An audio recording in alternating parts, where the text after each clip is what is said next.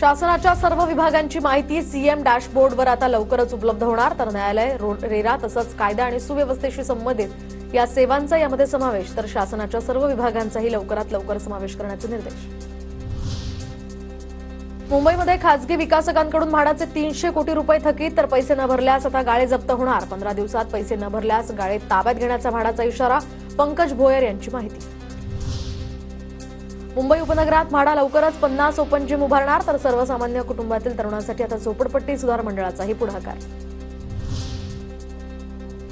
दादर रत्नागिरी विशेष रेल्वे फक्त 3 दिवसांसाठीच, कायमस्वरूपी गाडीसाठी आता कोकणवासी आग्रही.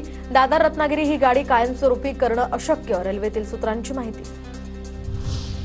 जन्म मृत्यू प्रमाणपत्रासाठी सबळ पुरावे आवश्यक, तर जन्म मृत्यू झाल्यावर 1 वर्षाहून अधिक काळानंतर प्रमाणपत्र मिळवताना सबळ पुरावे न दिल्यास किंवा खोटी माहिती दिल्यास अर्जदारावर फौजदारी कारवाई होणार.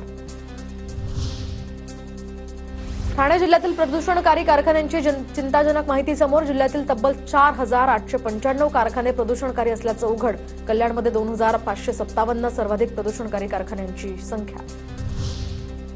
मुंबईमध्ये मंगळवार ठरला यंदाचा सर्वात उष्ण दिवस. सांताक्रूजमध्ये 39 अंश तापमानाची नोंद. उष्णतेच्या लाटेचा इशारा दिल्यानंतर आता मंगळवारी मुंबई आणि परिसरातील तापमानात अचानक वाढ. मद्य दुकानांसाठी गृहनिर्माण सोसायटीचे ना हरकत प्रमाणपत्र बंधनकारक. सोसायटीच्या ना हरकत प्रमाणपत्राशिवाय आता नवीन बिअर शॉपी किंवा दारू दुकान सुरू करता येणार नाही. दरम्यान मद्य विक्रीचे दुकान बंद करण्यासाठी 50% मतदानाची अट रद्द. नवी मुंबईतील वाशीतील एपीएमसी बाजारामध्ये आवक वाढल्यामुळे आता हापूस आंब्याच्या दरात घसरण, तर हापूसच्या प्रतिपेटीचा दर हा 500 ते 1000 रुपयांनी कमी झाला. हापूसच्या 4 ते 6 डझनांच्या पेटीला 3 ते 6 हजाराचा दर.